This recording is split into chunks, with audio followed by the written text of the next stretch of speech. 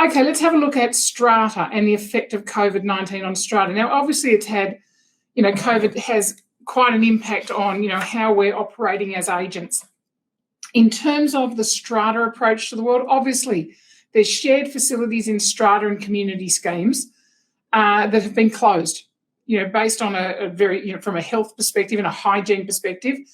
And we look at those and their gyms and their swimming pools and, just different saunas and, community areas, particularly in community schemes. They've been in tennis courts, and they've all been closed for public use, and public use being used by the lot owners within those schemes or the members of the community association. So these facilities can now open. But that comes down to how you can actually make sure that you're following the guidelines. So owners, corporations, community associations, they need to ensure that these facilities can operate safely and comply with all of the physical distancing requirements and all of the hygiene measures. And, if things are temporarily closed, obviously there need to be signs up. So same deal is in opening these facilities is put some signs up that as of X date, this is what's happening. But give a little bit more information than you probably really, are required to. It's about this is what we're doing to make sure that we are, meeting social distancing and hygiene requirements. So, it would be about if it's a gym, how many people should be allowed in there at any one time, and that will obviously go on the space that you have and the size of it and the different machines that are in the gym within that common area.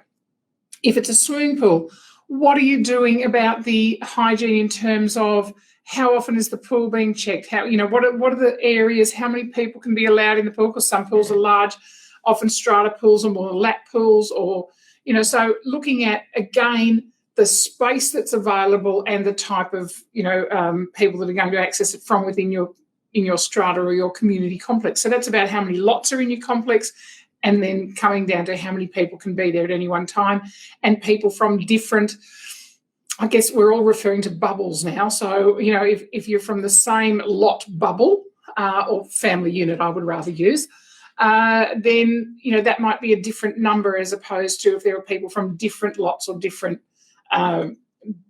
members or within the community association. So just be clear about those. In terms of cleaning of common areas, obviously there needs to be, cleaning happening more frequently. So this is going to incur additional cost. So, look at the frequent points of contact, such as door handles, taps, light switches, lift buttons. What are you doing to protect? I mean, most people are taking it upon themselves to say, okay, this is, I'm only going to touch it with or have a wipe with them or whatever it is, or they've got their hand sanitizer in their pocket or their purse, or, how they're dealing with that. But certainly from a owners corporation or strata manager perspective, you need to look at giving some guidelines around this to your lot owners.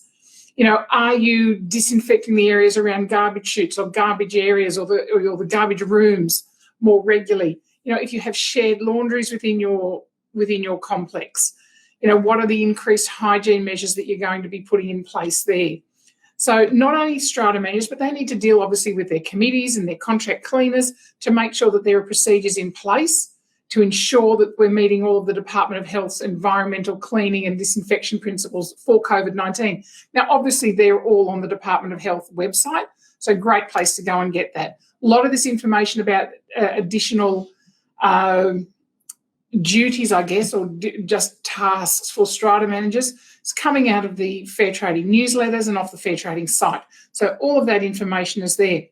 Now, what we've talked about so far is probably going to incur additional fees for lot owners.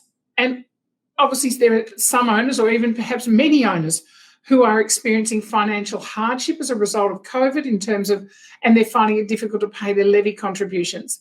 So, people will have lost jobs or lost tenants or lost, or have a reduction in the rent that they're receiving from the tenants that are living in their property.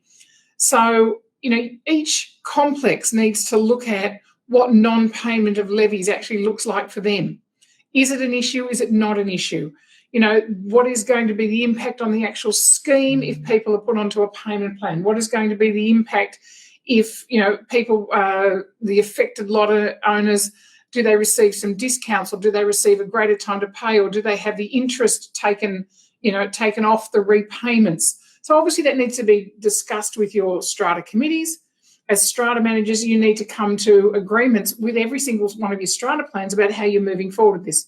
Obviously not an issue if your lot owners are paying their levies as per usual. But in buildings where they're not, then start doing something about it. You don't want to leave it till 6 months down the track and you've missed 2 sets of levies, and now you're starting to look at why somebody hasn't paid their levies, and there could be good reason, there may not be good reason. So, in terms of whether somebody isn't impacted, or financial hardship, but impacted as a landlord or as a lot owner in terms of their own financial position. So strata managers, up front and centre for you today in the information. So, there's more duties for property managers, and everybody's been saying, oh, I wouldn't want to be a property manager at the moment. But, that's part and parcel of being a property manager. It's that day-to-day negotiation that you're undertaking between your landlord, your tenant, and you as the agent sitting there managing all of this and facilitating that relationship. So good luck with that. And Department of Health site, Fair Trading site is where there's loads of information that you can get around those areas.